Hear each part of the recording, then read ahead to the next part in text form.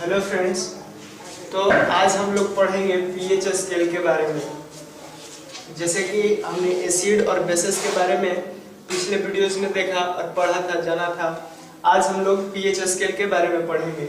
तो चलिए स्टार्ट करते हैं कि पीएच स्केल है क्या। तो the scale in which is measured concentration of hydrogen ion. किस चीज का कंसंट्रेशन को मेजर किया जाता है? तो हाइड्रोजन आयन के कंसंट्रेशन को मेजर किया जाता है। और OH माइनस यानी कि हाइड्रोक्साइड आयन के कंसंट्रेशन को मेजर किया जाता है। तो उस स्केल को हम लोग क्या बोलेंगे? पीएच स्केल बोलेंगे। कहा जा रहा है कि वह स्केल जिसमें हाइड्रोजन आयन और हाइड्रोक्साइड आयन के कंसंट्रेशन को मेजर किया जाता है, उसको हम लोग क्या बोलते हैं? पीएच स्केल बोलते हैं। नेक्स्ट है कि in 1909 Sorensen devised have a excess of hydrogen ion. कह रहा है कि एक सोरेनसन साइंटिस्ट थे जिन्होंने 1909 में एक डिवाइस को एक्सेस किया था। ठीक है, एक डिवाइस को बनाया था जो क्या कर रहा था कि हाइड्रोजन आयन के कंसंट्रेशन को मेजर कर रहा था। तो उसको हम लोग पीएच स्केल का नाम दिए थे, या पीएच स्केल के नाम से अभी भी जानते हैं। तो देखते हैं इसका रेंज कितना होता है। तो पीएच स्केल पर रेंज होता है 0 to 14। जैसे कि हमारे यहाँ सेंटीमीटर का जो स्केल होता है ज्योमेट्री बॉक्स वाला, उसमें जो है 1 to 15 सेंटीमीटर का होता है। नेक्स्ट हम लोग देखते हैं कि न्यूट्रल सब्सटेंस। देखिए, अब हमें इस पर ये जानना है कि इस स्केल में 0 से 14 के बीच में कब एसिडिक होगा, कब बेसिक होगा, कितना पीएच वैल्यू होगा तो हम वीक एसिड बोलेंगे, कितना पीएच वैल्यू होगा तो स्ट्रॉन्ग एसिड बोलेंगे। इन सारे चीजों के बारे में जानते हैं। फर्स्ट है हमारा कि neutral substance have a pH of exactly 7, यानी कि जिस सब्सटेंस के पास पीएच वैल्यू 7 है उसका जो है नेचर जो है क्या होता है? न्यूट्रल होता है। नेक्स्ट है हमारा कि acids have a pH of less than 7। Acid का जो पीएच वैल्यू होता है वह 7 से नीचे होता है, यानी कि 7 से जो हम नीचे जाएंगे एसिड में हाइड्रोजन आयन का कंसंट्रेशन बढ़ते जाता है और वह स्ट्रॉन्ग होते जाता है। यानी कि 7 से 3.5 तक के जितने भी एसिड होते हैं, यानी कि 7 से 3.5 के बीच में आने वाले जितने भी एसिड्स हैं वे क्या कहलाते हैं? वीक एसिड्स कहलाते हैं। और 3.5 से 0 के बीच में आने वाले एसिड्स को हम लोग स्ट्रॉन्ग एसिड्स बोलते हैं। क्यों? क्योंकि यहाँ पर हाइड्रोजन आयन का कंसंट्रेशन क्या होता है? ज्यादा होता है, इसलिए। आगे देखते हैं कि basis have a pH of more than 7, यानी कि बेस का जो पीएच वैल्यू होता है वह कितना होता है? 7 से ज्यादा होता है, यानी 14 तक होता है। हम लोग 7 से जो बढ़ते हैं आगे की तरफ, उस प्रकार से हाइड्रोक्साइड आयन का कंसंट्रेशन जो है बढ़ते जाता है। यानी कि 7 से 10.5 के बीच में आने वाले बेसिस क्या होते हैं? वीक बेसिस कहे जाते हैं। और 10.5 से 14 के बीच में आने वाले बेसिस को हम लोग स्ट्रॉन्ग बेसिस कहते हैं। तो देखते हैं कि पीएच वैल्यू जो होता है उसका हमारे जीवन में क्या इंपॉर्टेंस है। Importance of pH in everyday life. हमारे दैनिक जीवन में पीएच का क्या महत्व है, क्या इंपॉर्टेंस है, उसको देखते हैं। फर्स्ट है कि pH in our digestive system. First में है कि हमारा जो डाइजेस्टिव सिस्टम है उसमें भी पीएच की गड़बड़ी से क्या होता है? हम कुछ प्रॉब्लम को फेस करने लगते हैं। जैसे कि हमें मालूम है कि हमारे जो स्टमक है उसमें कौन सा एसिड पाया जाता है? तो डाइल्यूट HCl पाया जाता है, यानी कि हाइड्रोक्लोरिक एसिड पाया जाता है, जो क्या है? एक एसिड है। तो यह एसिड जब बढ़ जाता है, एसिड जब एक्सेस हो जाता है, तब क्या होता है कि हमें स्टमक में पैनिक क्रिएट होने लगता है।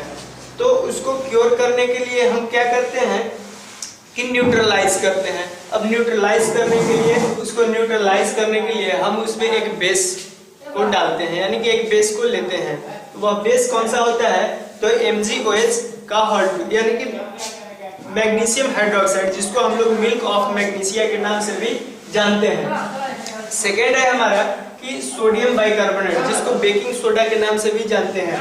यानी कि जब हमारे पेट में एसिडिटी बढ़ जाता है तब या तो हम मिल्क ऑफ मैग्नीशिया लेते हैं या फिर सोडियम बाइकार्बोनेट लेते हैं।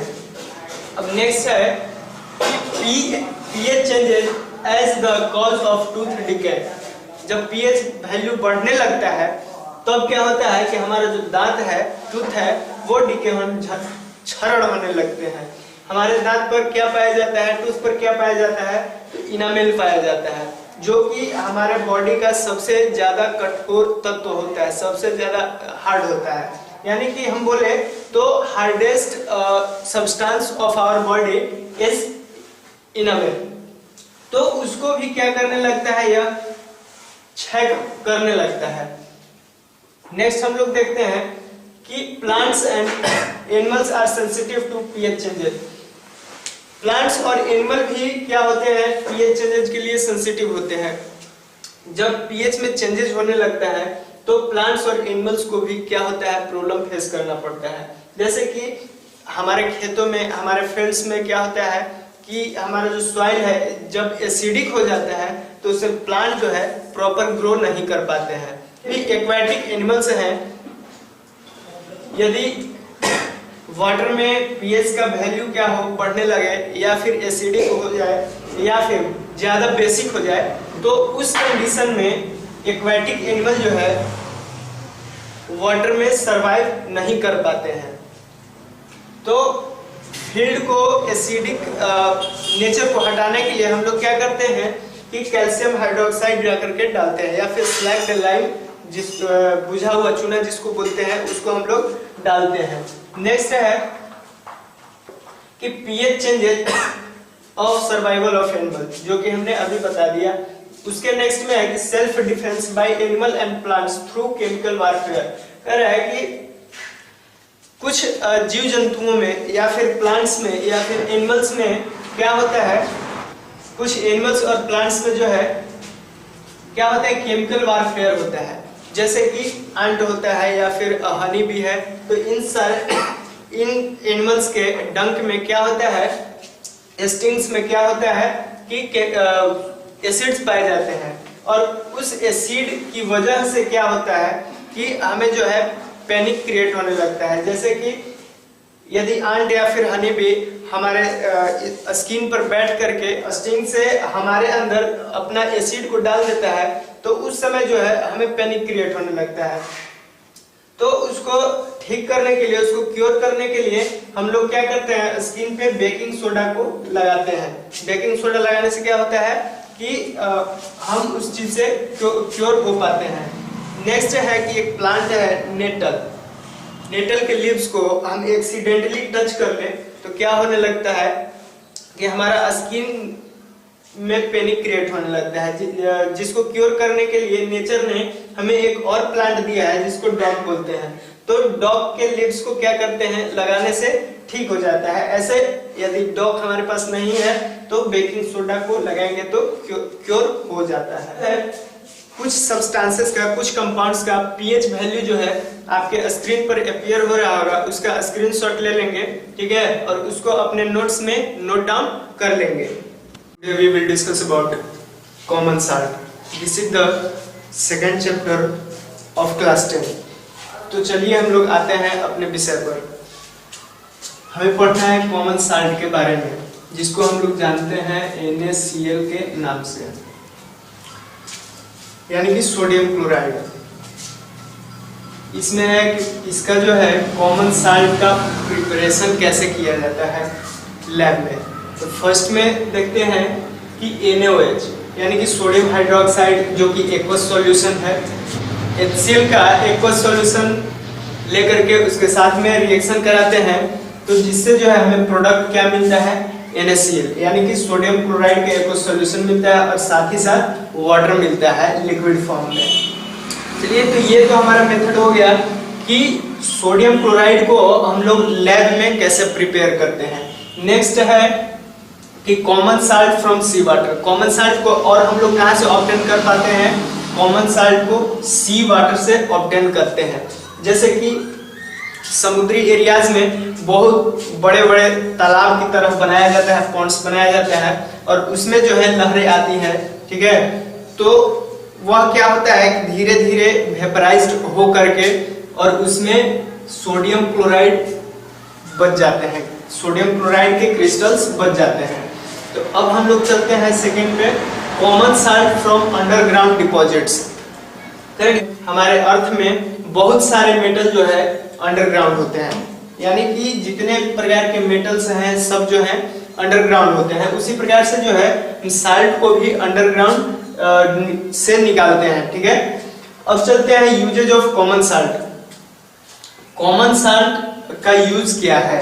तो फर्स्ट यूज है इसका कि used as a raw material for making some chemicals. करें कि सोडियम क्लोराइड का यूज हम लोग एक कच्चे मटेरियल की तरह करते हैं जिससे कि कुछ केमिकल्स हम लोग बनाते हैं। इसका जो है बहुत ज्यादा यूज इंडस्ट्री में किया जाता है।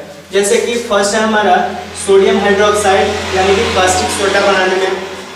सेकेंड है सोडियम कार्बोनेट जिसको हम लोग वॉशिंग सोडा बोलते हैं।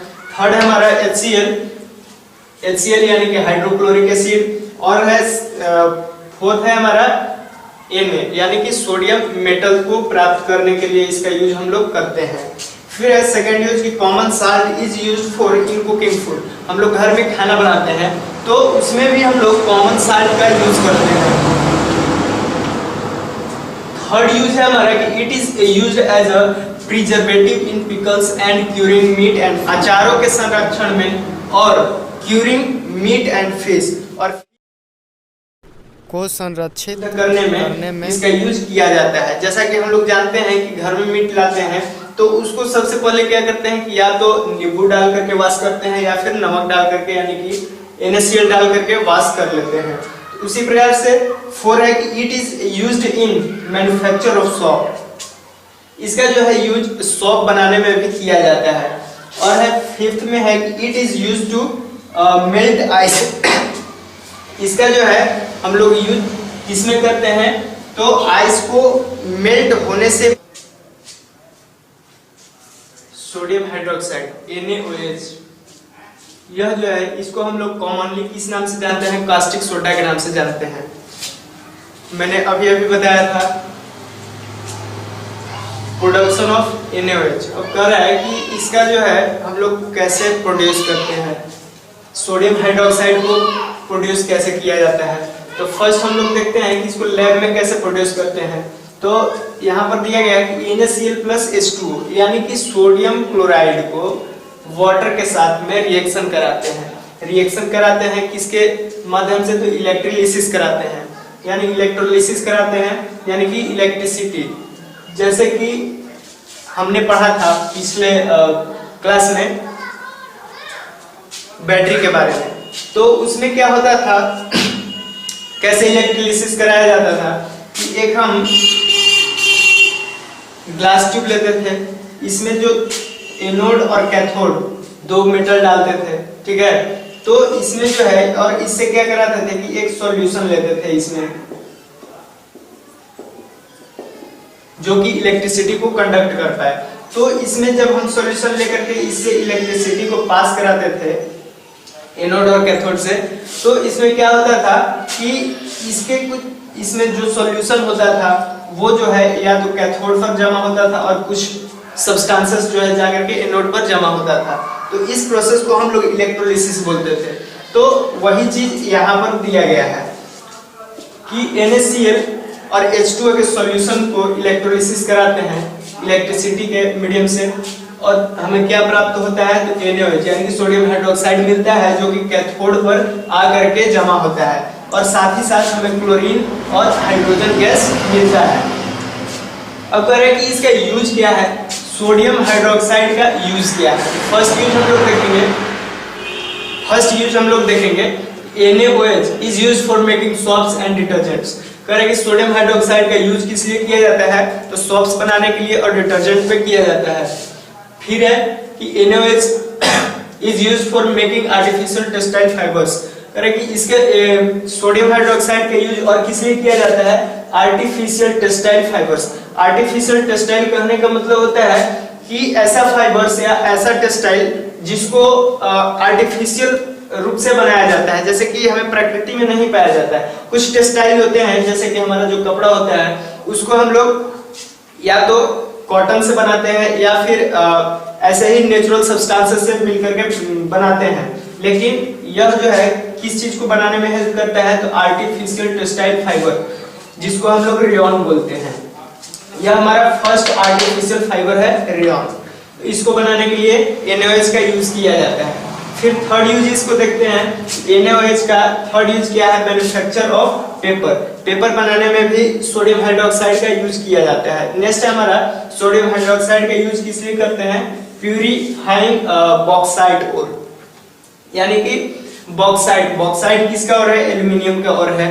तो कह रहा है कि एल्यूमिनियम ओर से बॉक्साइट ओर से एल्यूमिनियम को प्यूरिफाई करने के लिए क्या NaOH का यूज किया जाता है। नेक्स्ट हम देखते हैं सोडियम हाइड्रोक्साइड का यूज और किस लिए किया जाता है, तो डीग्रीजिंग मेटल्स, यानी कि मेटल को डीग्रीज करने के लिए, मेटल को साफ करने के लिए इसका यूज किया जाता है। या फिर ऑयल रिफाइनिंग, जहां पे ऑयल का रिफाइनिंग किया जाता है उसमें भी हम लोग सोडियम हाइड्रोक्साइड का यूज करते हैं। तो ये था हमारा सोडियम हाइड्रोक्साइड का यूजेज।